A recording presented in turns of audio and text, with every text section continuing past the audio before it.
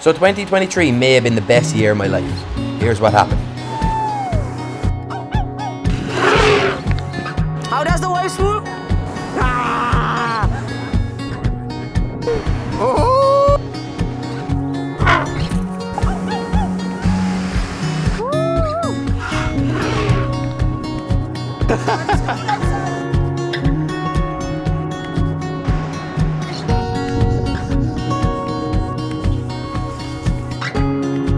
So I started off my year here in Hawaii, and I hope I'm pronouncing that right. And the thing is, for me, I know now no matter where I go, nothing will ever beat these islands. Now the thing is, before I get started on Hawaii, I want to take it back a little bit to last year, where I was traveling Central and South America. Somewhere along this route, I ended up in Ecuador doing ayahuasca. Up to this point while traveling, I'd worked construction, worked in bars, and worked in hostels. And then out of nowhere on TikTok, I had one video that went viral. And then after maybe 3 years of being gone from home, I was able to make a little bit of money from social media. So with this new source of income, I was able to have a lot more freedom. And now I had more of the line of thinking that I can do anything, but I can't do everything. I had a lot more questions in my head. And now, as strange as this sounds, one night while I was doing ayahuasca, I was stood there naked in the jungle. I had this vision of Africa, and long story short, this is where I was supposed to go next. So after my trip had finished, I rang my mum, I rang a couple of friends, and I told them all what happened. It's all I could think about. I had to make it work. So I kept on traveling from South America up to Central America. And then about 7 countries later, I made a plan. Now the thing is, I couldn't really do any brand deals while I was traveling because I didn't have an address. So my plan was to set up a base somewhere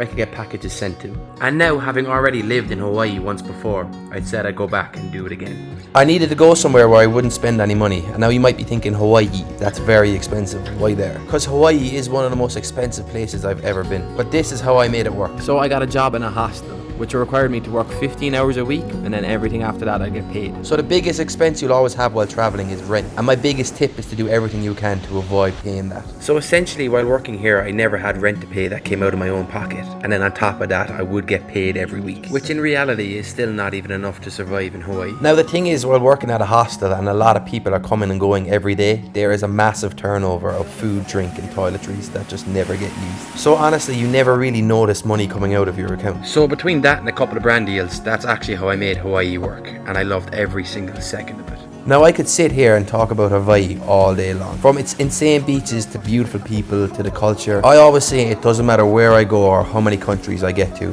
nothing for me will ever beat these beautiful islands. And this is where my chapter for Hawaii ends. I ended up moving everything to South Africa with my friend Beata. She asked me to do a surf project, and this project became the basis of why we were traveling around Africa. The plan of the project was to travel around the world and document surfers on why they choose to surf and why they paddle out. Take photos of them while they're surfing and then interview them right after. We rented this car from a friend of a friend that we met, and our plan was to take it as far as we could. We got to Cape Town, South Africa at the start of May, and then 2 weeks later we were out full time on the road. So the rough plan we had originally was to take the car along the Eastern Cape, all the way along South Africa, up to Mozambique, and then drive across to Zimbabwe, through the Botswana, over to Namibia, and then down the Skeleton Coast, all the way to the Western Cape of South Africa. A road trip of a lifetime, while sticking to my rule of never trying to pay rent while traveling. Look at all them mountains. Look at all them mountains. Look at this driver. I'm a pro. We still don't know where we're staying. I don't even know where we are. Testing it out.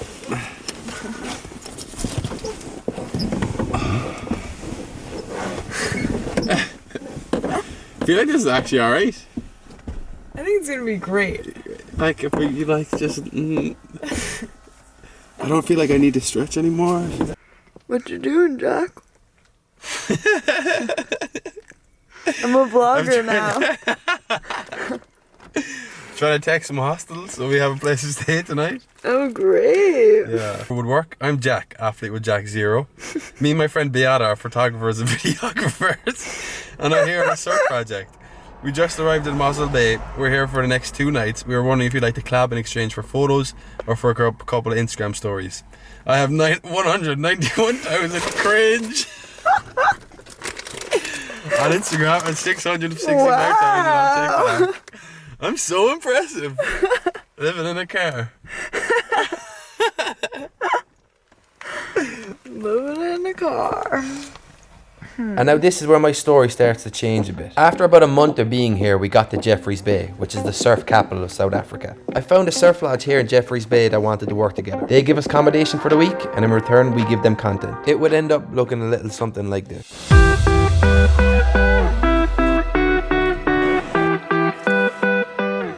And while I was here in Jbay, I met a couple of people that made me want to stay a little longer. On my first day, I met one of the managers of the lodge, Emily. I seen the way she ran the lodge and I was impressed. I also maybe had a crush on her. Me and my friend Beata, who I was travelling with, we had 2 more months of travelling together and then we were going to split up for a little while. So after a couple of days of knowing Emily, I asked her to join me. And she told me no, that I'm insane. Which is fair enough. Then one day I noticed that they actually ran surf camps with other influence. There was one girl here already, Rachel John, who was running camps nearly every single month. And I thought, you know what, maybe this could be a good idea for me. After all, working in a hostel was my favourite job. So I went and made a video to my followers and put the idea out there. And eventually, when we went live, it sold out in 12 minutes. And even though she said no to come travelling with me, this could keep me coming back to Jbay for a while. And that's how I ended up running surf camps. And now the next person I met was Jamil. And at the time, he was a surf instructor at the lodge.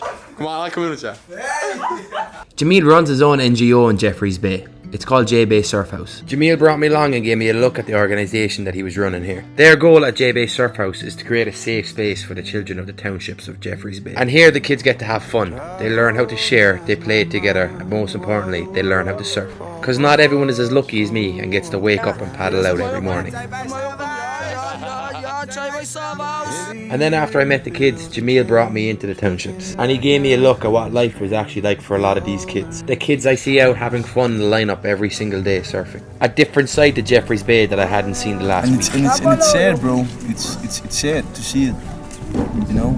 Yeah. Stuff is not changing.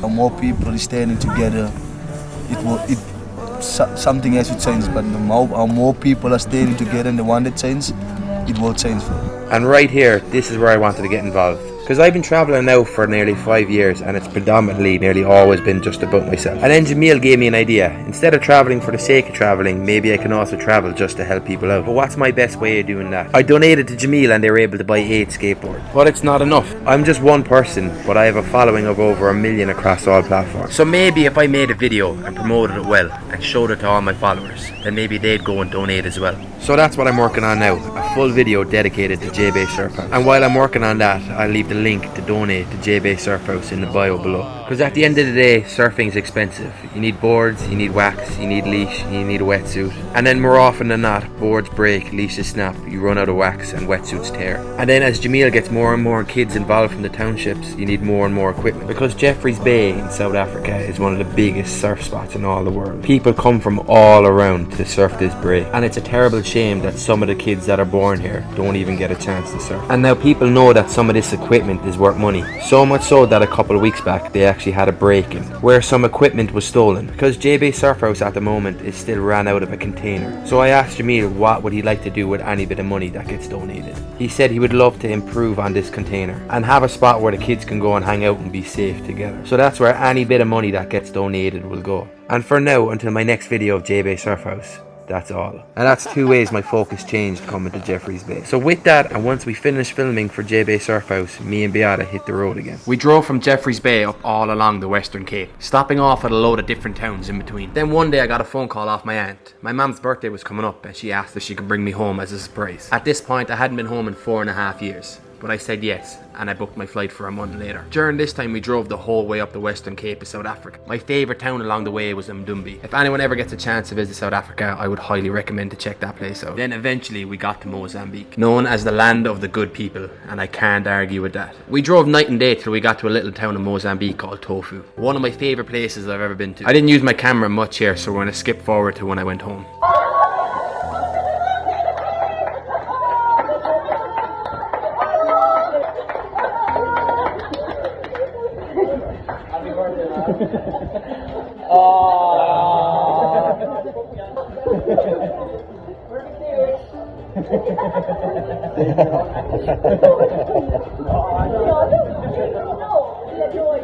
It really felt mad going home after that long. But it was definitely the right time, and I think from now on I'll be going home once or twice a year. And I feel like when you leave Ireland for that length of time, you start to appreciate it a lot more when you get back, because it's fucking gorgeous. While I was back, I didn't use my camera much because I was just enjoying being home. But there's definitely a lot I want to explore when I do go back next year. So I'm gonna skip ahead again from Ireland, and I had my flight back to Mozambique. And this is where me and my friend Beata parted ways for a while. So I was back on my own again for a couple of weeks. And then out of nowhere, Emily decided to take me up on the offer to come traveling with me for a while. She gave me 1 month to do the road trip that I want. In that month, we had to drive from one side of Mozambique to the other side of Africa to Namibia. And now our first big leg of the journey was all the way from Tofu, Mozambique to Vic Falls in Zimbabwe. Along the way, we had a lot of amazing stop-offs. Zimbabwe is beautiful, but I don't think anything can come close to these falls. I feel like there's a lot of things when you travel that just don't live up to the hype, but this was not one of them. We got there at sunrise and we must have stayed for hours, walking up and down the falls over and over and over. We got another place in Vic Falls to stay for a collaboration, and this place was insane. We got brought out along the river and got to see so many elephants crossing. One of my favourite parts of the trip, and I'll never forget it. One morning we were sat out watching the river and we seen these elephants crossing. They came the whole way towards our house and went into the backyard. We got the chance to walk out our back and see these animals up close. It's crazy seeing these animals without a guide, seeing them up close and seeing how wild and beautiful they are. That was one of our last days in Zimbabwe, and our next stop was Botswana. And then from going from a couple of fancy places in Zimbabwe to living out of the car in Botswana, we had all the bases covered. Hi guys, welcome to the vlog. I don't know where to drive. There's literally nothing around us. Zero. I don't really know what I'm doing.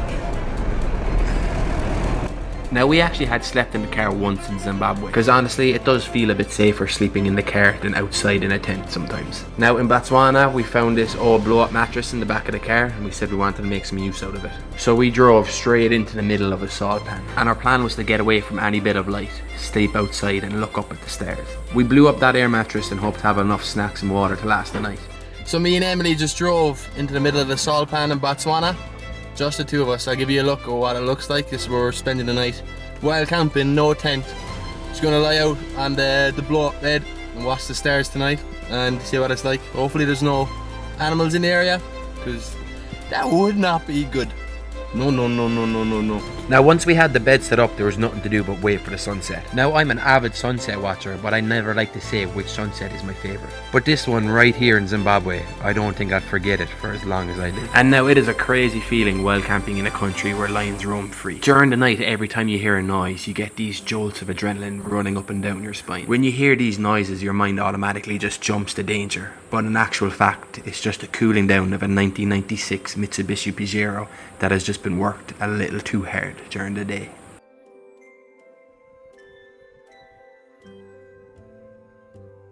So it's nighttime.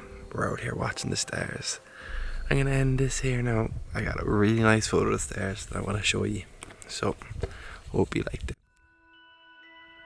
And that was my favourite night of the whole trip. Because the free stuff like that, where you go on an adventure and you're going after something, that really can't be beat. Now our next leg of the journey was to head to Namibia, and to do that we had to drive from Botswana through into Namibia. And now the last thing I will say about Botswana, and something I couldn't believe, is that when you're driving on their motorways and you're heading down the road and you look out your window, you will see hundreds, if not thousands of elephants just roaming free. I have never seen this anywhere else. You smell the poo? Smell the poo. It's so crazy how they're just on the side of a motorway. Like a main road. Imagine seeing this out on the ground. And here we have Namibia, one of the countries I was most excited about. A country like no other I've seen. When you get to Namibia, you'll always end up paying tax. And I consider that tax in the form of flat tires, because we had 3. Now Namibia is one of those countries where every so often when you turn a corner, you can't help but just say, wow. That's fucking insane. Moon, and bang. Look at that! Absolutely nobody around. Nobody. Except, look at that moon! I honestly thought it was another sun coming up. That is the best moon I think I've ever seen. I never seen the moon so big anywhere in my life. And in Namibia again, we were fortunate enough to collaborate with a lot of nice places. Probably too nice for the likes of myself. My God.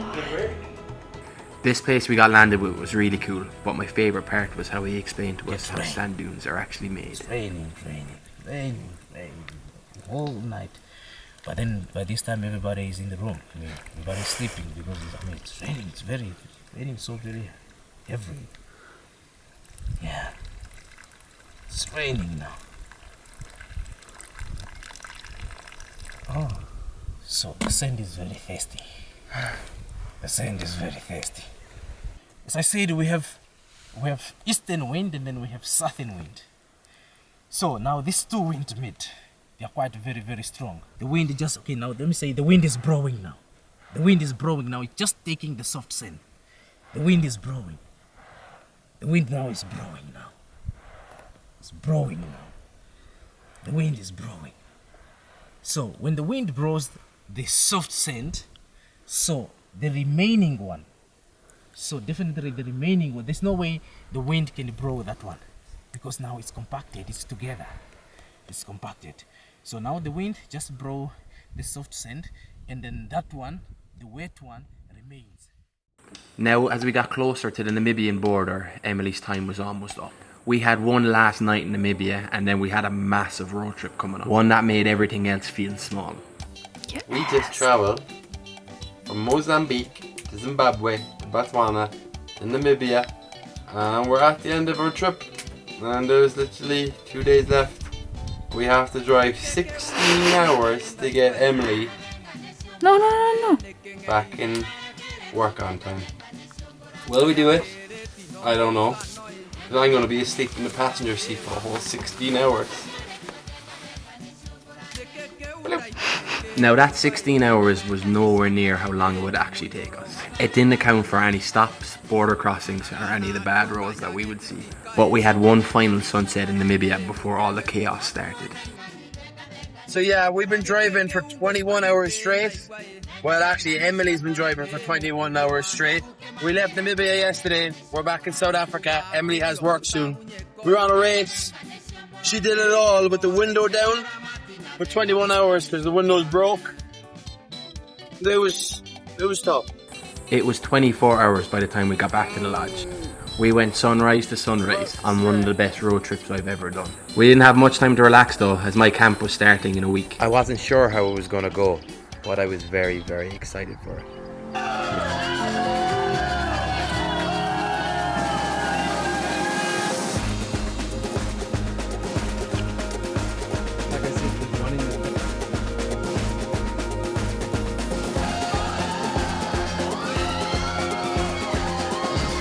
And I'll always be very grateful to the 20 plus people who came halfway across the world to take part in something we put together. Especially considering they had no idea what it would actually be like. And as much as it was my camp, it never felt like it. I think that's why I had so much fun.